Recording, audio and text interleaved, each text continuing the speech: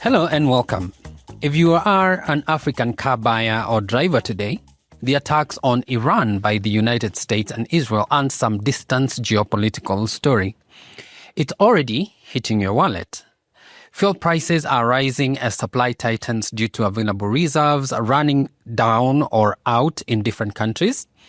And if the instability with the Strait of Hormuz continues or even closes, the shock could ripple across every petrol station in every African country. Well, almost, because Nigeria has managed to sort that out in some aspect and in some way.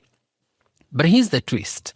The same crisis that is driving up fuel costs could also accelerate Africa's shift to electric vehicles, and even as it threatens to slow down that transition.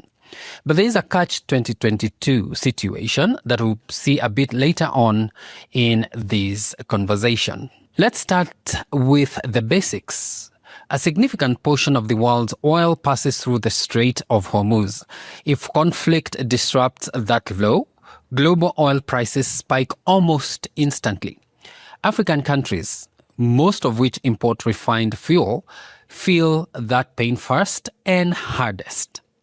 For drivers in cities like Nairobi, Lagos, or Johannesburg, that means higher petrol and diesel prices, fuel shortages, increased transport costs across entire economies. And because many African currencies are already under pressure, those global price increases hit even harder locally. But there is a near, yet so far solution to this problem in the name of electric vehicles. Now, layer China into this. The Asian economic giant is Africa's largest supplier of vehicles, both petrol cars and increasingly electric ones. As oil prices rise, the cost advantage of Chinese EVs becomes more obvious to African consumers. But affordability isn't just about demand, it's about supply. Here's the paradox. A closure or even partial disruption of the Strait of Hormuz doesn't just block oil. It disrupts shipping routes between Asia and Africa. That affects fully built EVs or FBUs coming in from China, semi-knocked down or SKD kits, and even completely knocked down CKD kits used in African EV assembly plants. These kits are the backbone of Africa's emerging EV industry. From electric motorcycles to buses and trucks, most of what's being assembled locally still depends on components shipped from China. So, while expensive fuel pushes consumers towards EVs, supply chain disruptions could delay deliveries, raise prices, and slow the adoption of EVs. It's a tug of war between urgency and availability. And this is where local assembly becomes critical. Across Africa, countries are building EV ecosystems based on importing SKDs and CKDs from China and assembling them locally. This applies across the board. Two-wheelers for last-mile delivery, three-wheelers for urban transport, passenger vehicles, electric trucks for logistics. Local assembly isn't just about jobs, but it also creates a layer of predictability and security in times like this. If global shipping routes become unstable, countries with assembly capacity can stockpile components, maintain production longer, gradually localize parts manufacturing, even though this is a longer-term investment-heavy venture. China's role here is central. Chinese companies are not just exporting vehicles, but entire industrial systems, batteries, drivetrains, and assembly expertise.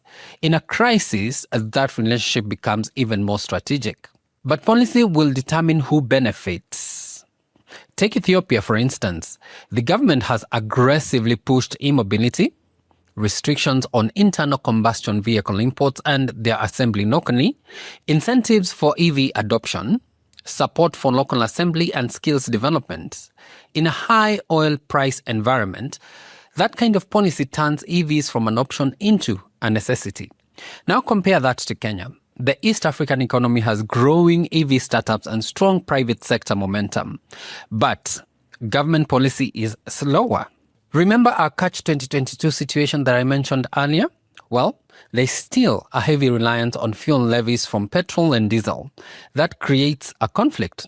Since the government benefits from fuel taxes, making the EV transition more urgent becomes secondary and not a priority. Those same taxes mean higher import duties, hence fewer incentives for the buyer interested in shifting from an internal combustion engine to an EV. Thus, policy constraints mean lower adoption, forcing the same government to risk its entire economy slowing down or grinding to a halt due to expensive fuel which cannot be subsidized when it is available. And throughout all of this, China remains the constant threat. It is Africa's largest EV supplier, the source of CKD and SKD kits, a possible key partner in building local assembly plants. But the Iran conflict exposes a vulnerability. Africa's EV transition still depends on global trade routes controlled by geopolitical stability or instability. So the future of African e-mobility may hinge on one question. Can African countries move fast enough from importing Chinese EV kits to building their own manufacturing capacity before the next global disruption hits? Because in this moment of crisis, the stakes are clear.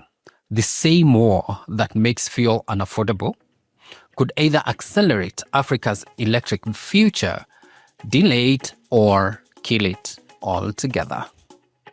My name is Njenga Hakina, and I look forward to seeing you again soon.